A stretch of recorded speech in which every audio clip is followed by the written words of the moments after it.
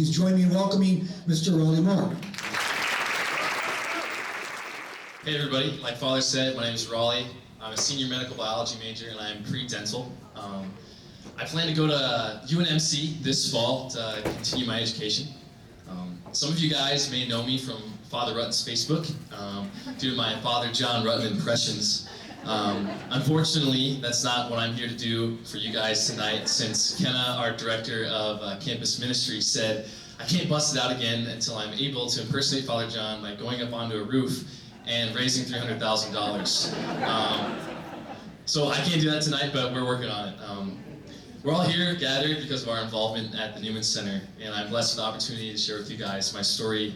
I would summarize my road to ownership of my faith at the Newman Center as a series of small yeses. I grew up Catholic. My family went to Mass together every Sunday. I knew Jesus was real. I knew the church was real, but I wasn't really passionate about any of it. I didn't have high expectations for the Newman Center when I was a freshman. I knew Mass was at the Newman Center, and that's kind of all I anticipated my involvement there was going to be. Coming into college, I was geared toward accomplishing my career goals, not being a leader in the church. The church was not a priority to me, but I still knew I needed to fulfill my obligations as a Catholic and go to Mass. I went to the evening Mass my first weekend on campus with a couple of friends I met in the honors program. I ended up choosing USD because of the honors program. I knew it was really good, and I compared it to SDSU's. Now I know that there's a lot more things that are better at USD than SDSU, but that's kind of a talk for another day. And I thought that this program and the school would help me achieve my goals. When the three of us friends came out of the chapel after Mass, we were greeted by an overly outgoing man who kind of like Midwestern goodbye'd us into giving us us giving him our phone numbers. And if you guys don't know what a Midwestern goodbye is, it's basically where you're like, oh yeah, see you later, and then all of a sudden you're talking about somebody's grandparents, and then you're like, oh yep, I'll see you later, and you take another step to the door. But somehow he held us hostage over like a root beer float they were offering that night, and got our phone numbers and invited us to Bible study. So that was my first yes. I went to that Bible study my entire freshman year. I didn't really have any excuse not to go because they met 2 floors below me in North Complex. And so he could pretty much just go up to my door and knock and say, hey, you coming to Bible study today? And I'd be sitting there doing really nothing as a freshman. This isn't really true, but that's what it felt like. And that's what I told my parents was going to happen if I didn't go. But other than the pressure of just having it close, I actually really enjoyed going to Bible study. The guys there, I was really entering into fellowship with them. We're just a bunch of guys being dudes talking about the Lord, and I felt a taste of belonging. The community brought me around the Newman Center for a couple $1 dinners. I'm sure you guys are all aware of those. And eventually, after some pestering from the missionary Sam, I said yes to going to Seek, which is a Catholic conference for college students who want to grow in their faith. I wasn't necessarily looking for God yet, but at Seek, I found an even tighter knit group of friends, and we all believed relatively the same thing. That was my second yes. Funnily enough, around this time, I actually ended up dropping the honors program. So kind of the reason that I ended up going to USD was shifting slowly as I got integrated into the Newman Center. And as Father John would say, there are no coincidences. So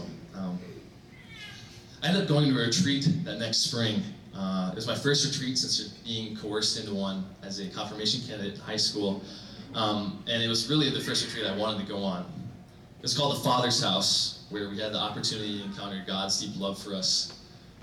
And these continual yeses that I was agreeing to in my gradual integration in the Newman community mirrored my faith journey. At the end of my freshman year, I was faced with a decision. Do I want to keep going down this path that I've been saying yes to? If I chose to continue, it would no longer be me being coddled and comforted and simply receiving what upperclassmen and missionaries have produced, with me not investing in others. Sam approached me and asked me if I was willing to commit my life to the gospel. He laid out all the evidence, which is basically just like Matthew 28, where it says, go and make disciples of all nations. It felt to me like, hey, Jesus said you do this, and if you don't do it, then... So I was like, what am I going to do? I say no. So I said yes, kind of begrudgingly, whether I wanted to make that commitment or not. But starting on that journey made me into who I am today. and it's thanks to the Newman Center that I had the opportunity. I began leading others more intently not long after going on a mission trip to Peru during the spring break of my junior year.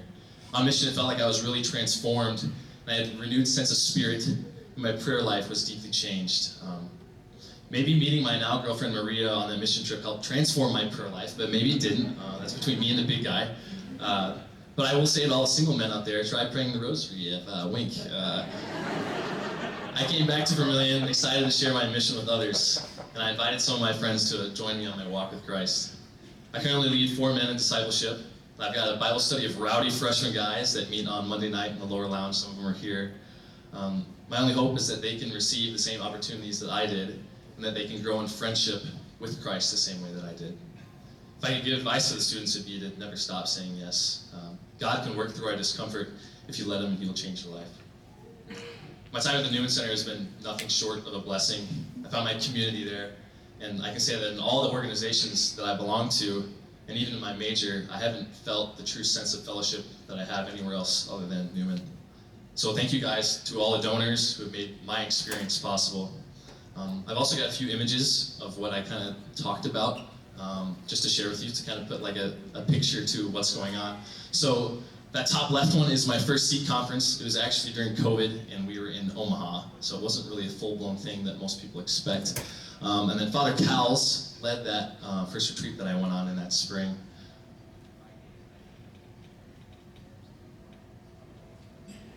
This is my first time meeting Father John. He invited me to go golfing. Little did I know it was also the first time I was going to meet Kenna Kleinschmidt, formerly Kenna Gunter. She was a little nervous she was the only girl golfing that day, so we cut her some slack, but she got to go with us and Father John. It was a great time. This is the second Seek that I went to. It was in St. Louis, a lot more full grown. I don't know if you can see Rob Cargill posing up in the middle of the group of guys there, but we were his boys for that one weekend, and it was just a really great time. This year's an Operation Andrew dinner. There might be some familiar priests in that photo, but it's just another experience that the Newman hosted for guys like me to really investigate what it means to have a vocation. This is some of the photos from the mission trip. Just an absolutely life-changing experience. I wish I could bring everyone with me, but that's why we have donors. That way donors can send us and the donors can come with us. This is shortly after. This is a 7 churches pilgrimage on Holy Thursday in Sioux Falls. Just at the end, we had just seen and visited the last altar of repose, and it was just another highlight. Now we're getting into this year. We had lots of campus events. This is some of our Welcome Week stuff. On the right, it's Dollar Dinner. On the left, we had a Capture the Flag tournament. And it's just such a good way, and the team at the Newman Center is really great at fostering relationships. Also, intramurals are a big part of our culture.